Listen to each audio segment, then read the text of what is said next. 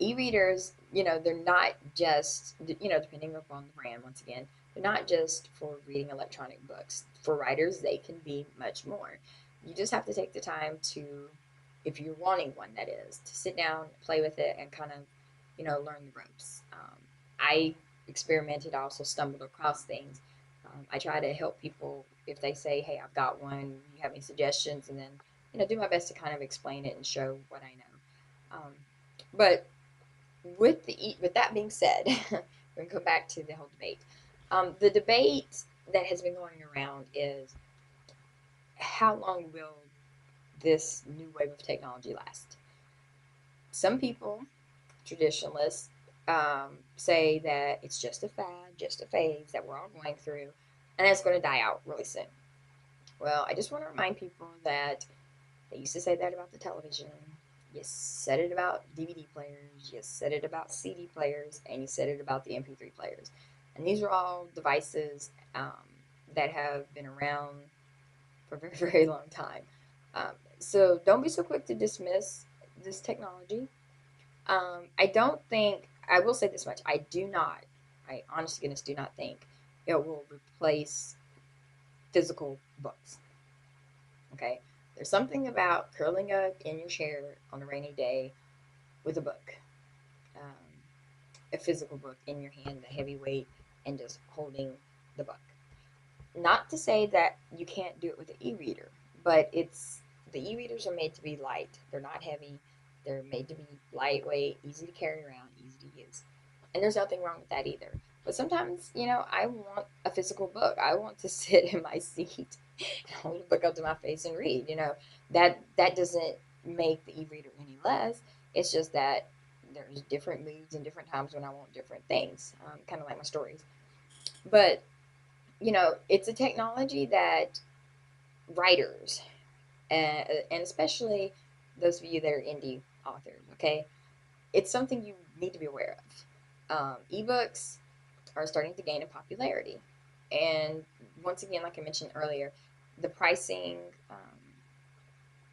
is a big factor.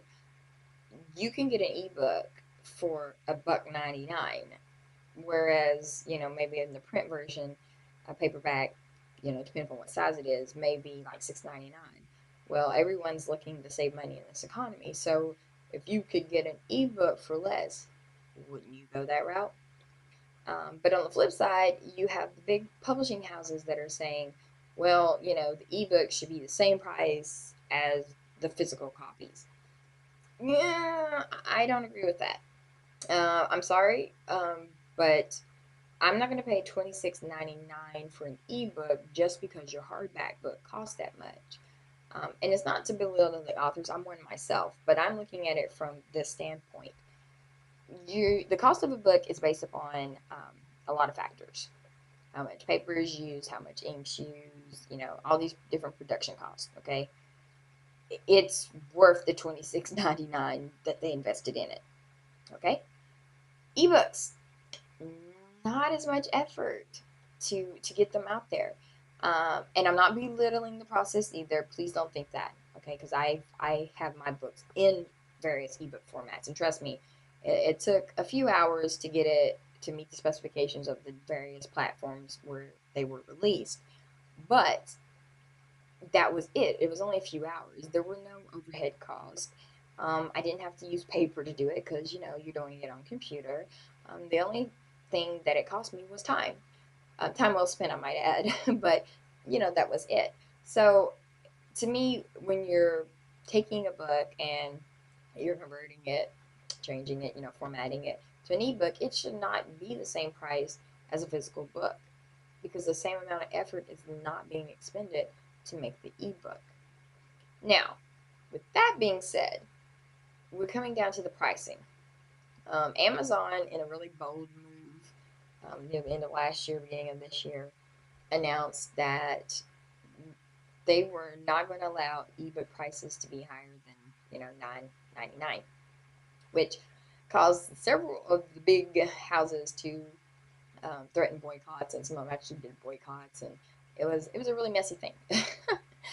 But a lot of readers and authors, okay, in various groups, and it would take me too long to name them all, okay, that I'm in. But we were debating it back and forth, who's right and who's wrong. Well, it's not that any one person was right, and it wasn't that any one person was wrong. They all had valid points, and then some of them had misconceptions. Um, I've met readers that are willing to pay up to $10 for an ebook, especially if it's, an author they know, love, and like. Not so much for newbie authors or people that they've not really heard of. Um, so doing pricing is kind of a delicate balance. Amazon adopted the model of 99 cents to $9.99.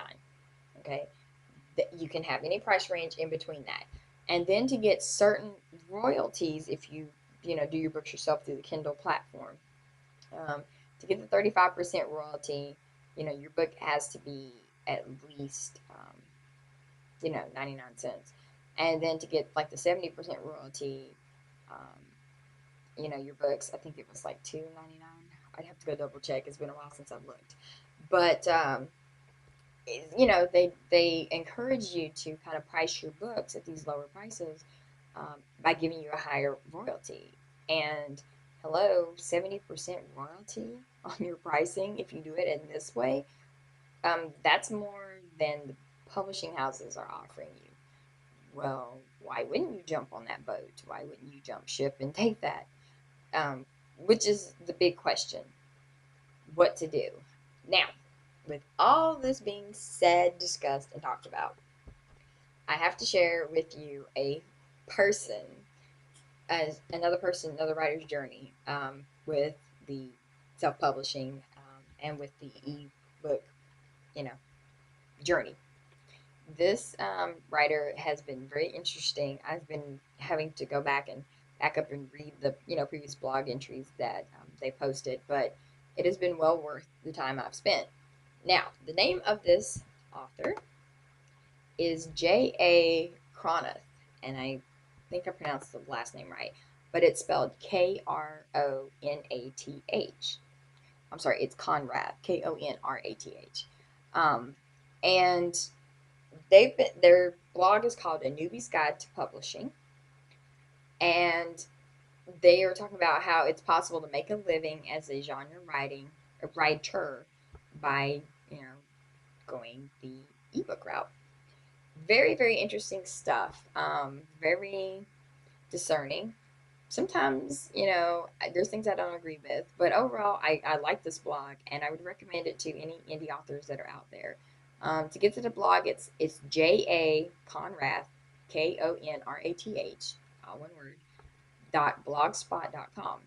And if you're looking to see someone that's actually done it and is making a pretty decent living off of ebook sales on the Kindle by going with this format, this is the place you need to go. Um, and kind of read up on what Conrath has to say about the industry and about the ebook pricing, and what we as authors need to think about, what readers need to think about, what agents and also the publishers need to think about. You cannot dismiss something like this. It's not going to go away. And yes, there's initial confusion because everyone's trying to make sure they get their fair share, and I understand that totally. Um, there is a hierarchy, there's a pecking order, and that's how it works. But for those of us that are indie authors, we're in a different position. We need to reach readers. We want to get our stuff out there. And to me, it's the better part of valor to go look at the guides and on the Kindle. Then they have pretty good guides that explain to you what you need to do. And also, smashwords.com is another place for ebooks, and it's one I also use. It covers every other format, and also the Kindle too, but it covers every format known to man that can be used in an e-reader. Whereas with the Kindle store, it's only available for those that have Kindles or have the Kindle for the PC software that you can download from Amazon.